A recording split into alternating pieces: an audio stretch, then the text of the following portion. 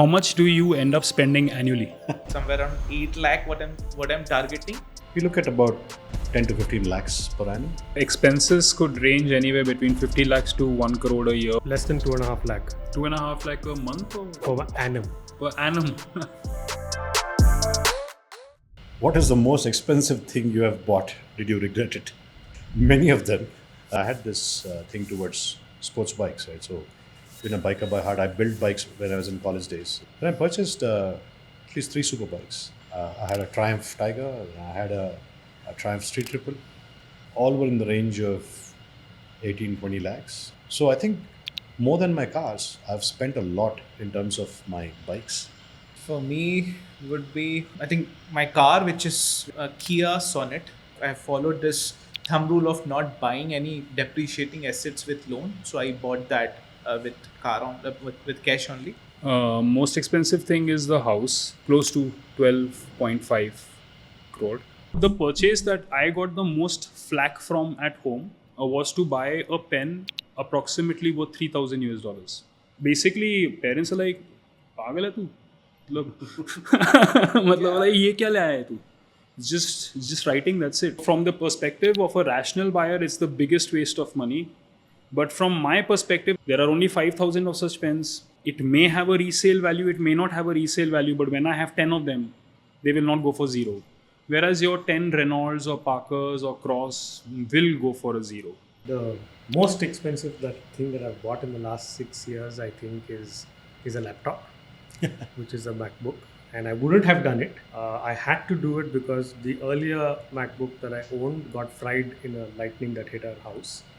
So I was forced to go and buy this. What is minimalism and maximalism according to you? If I surpass my wants over my needs, that kind of operates in the spectrum of being a maximalistic. Yes. If the needs kind of surpass the wants, that kind of goes into a simple way of looking at things. So for me, being a maximalist is actually being an informed buyer, and a minimalist is an individual who has put utility of purchase at the highest, has given it the highest weightage. In my life, I have procured a lot of things based on my passions, right?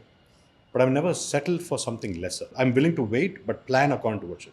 I always felt that I don't want to be a second best. I always want to be the first in whatever I procure. Minimalist would be somebody who demonstrate a right understanding of what is necessity, what is not the need of the hour. I was a thoroughbred maximalist Oh, okay. in my past life. That was 6-7 years ago. But I realized that every time I purchased something to make myself happy, it was short-lived. Then I needed something else. So I was just moving from one thing to another.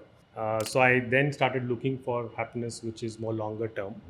And we discovered that I don't need any of this to make myself happy. I have to look for ways for happiness to come from within. And that's what we set out to achieve when I quit my job and moved to the mountains. But before that, we turned to minimalism. The way I look at minimalism is not about building wealth. So I'm not minimalistic to save. I'm not minimalistic to build wealth. Right. I'm minimalistic simply because I only need so much. Okay. What has your career trajectory been like so far? And how has your income progressed through it? When I started with a staffing firm called Eteco. And then I went through different companies. I've worked with Bank of America. I've worked with Wells Fargo. My last company that I was in is Shell, which is when I quit. And now I run my own social enterprise ecosystem. I started at 7,000 per month, so it was 84,000 a year. 12 years, hence got to 1 CR, and then I decided to quit. So today where I am, it's 10 lakh per annum. I started with 2.4 LPA, and then after 2.5 years, I abdicated my job and took a break, and then I restarted my career sort of with an MNC and IBM with 100% hike to that salary. And then next change was 2 years from thence to a big four, Deloitte, with again 100% hike. And then I was with one startup again, with 50% hike. Now, post that, I had next change, which is the recent change with this product-based company. So here would be ranging somewhere around 50 to 70 LPA. I think I started my career journey way back in 1999 when I graduated from Avi College of Engineering, right? So 3,000 rupees was my salary. From there, I moved into being a corporate sales guy for Advait Hyundai. That's why all my cars are from Advait Hyundai, right? So then came the aspect of HP. 5 years in HP, and then 10 years in EMC. Made completely. That's a foundation to what I am today, right? And then moved into the organization that I'm here today for the last 7 or 8 years. And definitely, I kind of play on the realm of what you just mentioned as to what the particular range looks like for a vice president in this company altogether. My career started in 2007 with Fidelity Investments in Bangalore. I started with a salary of about 25 to 30,000 rupees at that time. And my employment career ended in 2019 at Serum Institute of India. I was drawing a salary close to 35 to 40 lakhs per annum at that time. Then I took my passion of professional trading full time. And this year, I think my individual earnings should be close to 2.5 to 3 CR in this particular year. Does being a minimalistic mean that you are compromising on your lifestyle? No, I don't think it's about compromising. For me, at least, minimalism is not about compromising. Minimalism is about having that clarity between need and want. Yeah. My choices, in terms of the devices that I use, or or the shoes or the clothes that I wear, I don't feel like I have to compromise. But I only see the need for me to have 3 pairs of shirts. Those shirts could be wood-linked, and I could have paid good money for that. But I just need 3 shirts, which will take me 5 years. For me, that's minimalism. So the challenge is that even needs get changing. iPhone definitely many would categorize as a desire, but once you use it, eventually they think that the next phone should be an iPhone only. So hence the upgradation of lifestyle will also automatically happen as you continue upgrading your definition towards what is your need. One of the major expenses I can think of in weddings, me and my wife worked upon that pretty well. So we worked that well, and I could certainly save 30 to 40% of my wedding expenses that I've put into the first flat which I've purchased. So are maximalists just spendthriftists? I think they just inform buyers. It's basically what you want in a way is structurally based on what you already have. And for example, do I want to own, I don't know, maybe say Van Gogh's painting? I would love to own. But do I actively or consciously think of owning it? The answer is no. And that's largely got to do with the fact that I'm aware how much money is there in the account waiting to be spent. I was looking at purchasing a new car, right?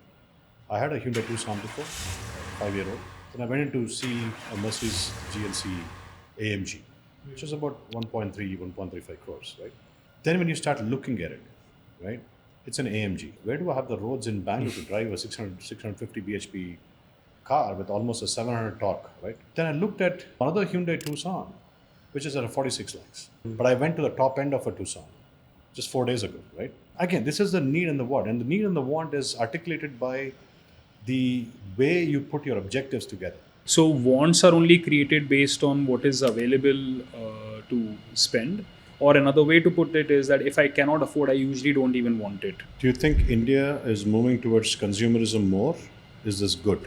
India definitely is moving towards a consumerism sort of a mode wherein they put a high value towards what the experience they're going to get out of the money that they're going to willing to spend, and especially with the millennials today. They're willing to spend more on experience rather than savings today. Maybe this is also to do with a large portion of India being middle class or lower middle class, now finding money and more money. Correct. Yeah, India is growing at a 7% inflation rate, right?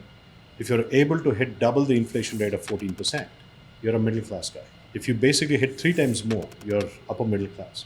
If you hit 4 times more, you're affluent class. But I do feel consumerism, of course, we are at a height, we're at a peak, which probably will grow a little more, but 5 years down the line, will start to tip down, is what I feel. So there is a indicator called MPC, marginal propensity of consumption, and it is being set for various economies. So a highly consumeristic economy like the US, with the $50,000-$60,000 GDP per capita, has a MPC of 72. What it basically means is that for every dollar that it earns, it spends 72 cents. Whereas another highly developed economy with a similar GDP per capita is Japan. It has an MPC of 32. For every dollar that they earn, they spend only 32 cents. India has the GDP of per capita of most Latin America and African countries, and we have an MPC of 50, which basically means for every rupee that we earn, we spend 50 paisa. And this is largely because we have this huge chunk of population which is spending, for every rupee that they earn, spending 125 rupees. It's not because they are extravagant, it is basically to meet essential requirements of life. They are taking loans, and therefore for every 1 rupee they earn, they end up spending 1 rupee 25, 1 rupee 50. But just of the comparative, India, I feel, could be closer to 45, 48 at its peak maturity, which is nowhere close to the US in terms of consumerism. And it will be in India's own method of consumerism, that for every rupee that we earn, we tend to spend half and we tend to save the other half. How do you keep a check on your spending? So that's easy for me. I have an app called my wife. When I got married, when we would have our dinner table conversations, when I would be at my in-laws' place, they would talk about food. And once food was over, they discussed a person. And then they discussed an event, but they never discussed money. This is the problem with my generation specifically. They just want to spend, don't want to look back. So I don't think how is a problem. It's the intent of, willingness to ensure that you track your expenses.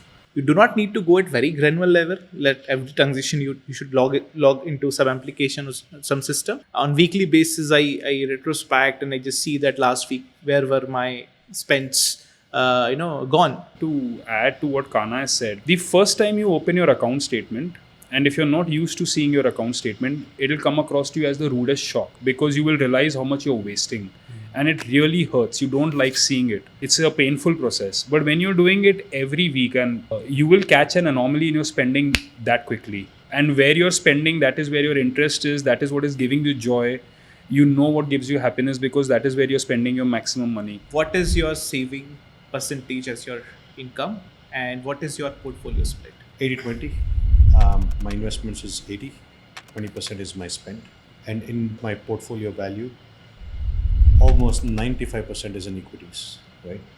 And there's 5% which goes into, again, mutual funds and a few things across over here, which is again related to equities. Speaking of my savings, I never kept my expenditure or savings as a proportion of my income. Irrespective of the hike I will get in my salary, I'll keep my expenses proportion to the inflation or my family commitments or something new came up every year. 60% of my portfolio is retained by property, real estate. 20% is my stocks. That includes the mutual funds and pure stocks as well. Remaining 20% are purely in fixed deposits. Plus, I think out of those 20%, 55% would be gold.